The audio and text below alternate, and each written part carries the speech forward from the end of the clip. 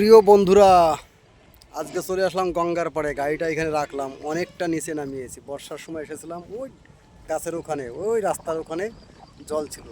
সেই জলটা এখন এতটা দূরে চলে গেছে, আমাদের হেঁটে হেঁটে যেতে হবে ওখানে। এই এক দাদা ভাই ওখানে স্নান করছে, আমি মনে হয় দেখাতে পাচ্ছি। ওই এক দাদা ভাই স্নান করছে হটজাগের কাছে। আর এই হচ্ছে নবদ্বীপের ব্রিজ। আমরা গঙ্গার পাশে এসেছি, তো ভাগ্নে কিন্তু নেমে গেছে জলে, ডাকছে আমাকে। আমি যাচ্ছি, দেখি একটু ঘুরে আসি ভাগ্নের কাছ থেকে। চর পড়ে পড়ে কি অবস্থা হয়েছে দেখো নদীর। তো আমি যাব, প্যান্টটা একটু গোটাতে আসছে। এই দেখো চরের পর দিয়ে যাচ্ছি আমিও, জলের ভেতর দিয়ে হাঁটছি। হ্যাঁ, নদীর চর, নদীর চরের দিয়ে হেঁটে হেঁটে যাচ্ছি আমরা।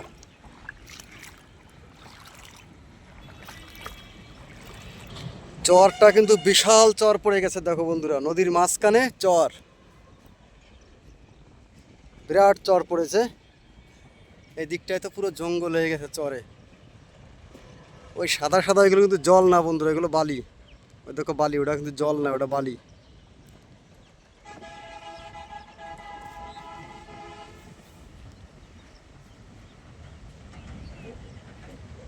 দেখো কোথায় নদী, আমি যাচ্ছি নদীর কাছে যাচ্ছি। আর এই দেখো ব্রিজটা দেখো, আমি একদম মাঝখান পজিশনে আছি এখন, ব্রিজের একদম মিডিল পয়েন্টে। দেখো চর পড়ে গেছে। আর এই ব্রিজটার আরেকটা জিনিস আমি দেখাচ্ছি, দেখো মাঝখানে ভেঙে গেছিলো, সেইখানে বাঁশ দেওয়া রয়েছে। তাহলে আমরা যারা ড্রাইভার আছি, ওই বাঁশের উপর থেকে কিন্তু যাতায়াত করি। এই একটা কিন্তু বিরাট বিরাট একটা ব্যাপার, যে বাঁশের ওখান দিয়ে যাতায়াত করি আমরা। এই দেখো, আমি কি জুমে দেখাতে পাচ্ছি? দেখো বন্ধুরা, পুরো বাঁশ, পুরো বাঁশ দেওয়া রয়েছে ওখানে।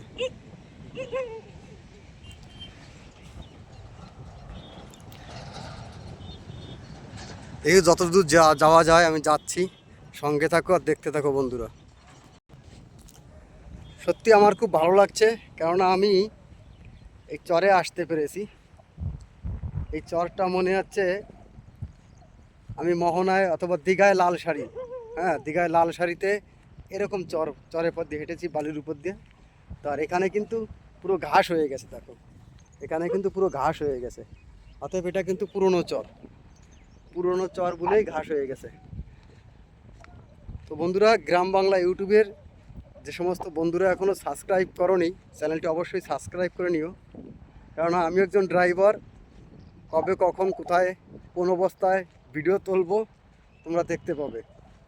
যে এখানে যাব, আমি আশা করি ভিডিও সবাইকে দিতে পারবো।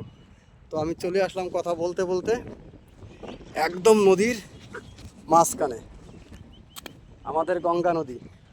আর এইখান থেকে মায়াপুরের ইস্কন মন্দিরের কিছুটা অংশ আমি দেখাতে পারলাম। একদম নদীর মাঝখানে বসে ইস্কন মন্দিরের অংশ দেখো, হাত কাঁপছে, অনেকটা দূরে রয়েছে, জুম করে আনলাম।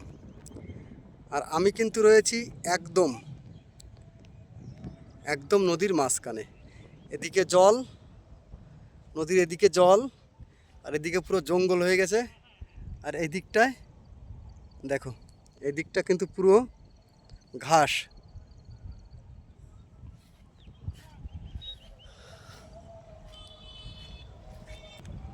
আমি একদম নদীর কাছে চলে এসেছি দেখো। আশা করি সবার ভালো লাগছে ভিডিওটা। আর ভিডিওটা ভালো লাগলে অবশ্যই শেয়ার করে সবাইকে দেখার সুযোগ করে দিও। আমাদের গঙ্গা নদী, নবদ্বীপের গঙ্গা নদী পুরোটা চর পড়ে গেছে। আর কুকুরই কী করছে দেখো, একটা নতুন কুকুর এসছে, পুরো হাঙ্গামা শুরু করে দিয়েছে। দেখো এই দিকটায় জল, আমি জলের কাছেই এসছি। আর এই দিকটা দিয়ে ও সুন্দর লাগছে এখানটায়। মহিষ, মহিষ দেখো কিভাবে স্নান করছে মহিষগুলো।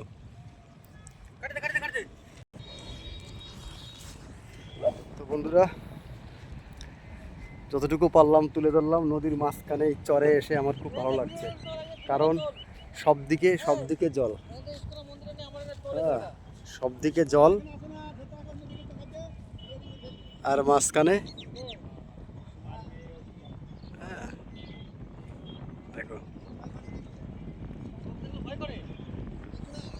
আরো কতগুলো মহিষ আসছে দেখো বন্ধুরা।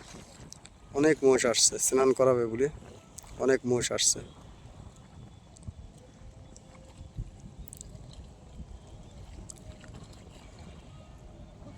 সারি সারি মহিষ আসতেছে স্নান করাবে।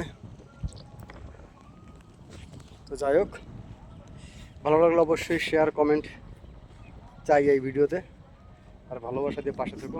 ভালো থেকো বন্ধুরা, আবার দেখা হবে নেক্সট ভিডিওতে। Tata bye bye. বিরাট রোদ, চরের মাঝখানে একটু ঘুরে ঘুরে দেখি এখন। ভালো থেকো সবাই, আর ভালোবাসা দিয়ে পাশে থেকো। জাতি জাতি আরেকবার ইস্কন মন্দির, এই দেখো।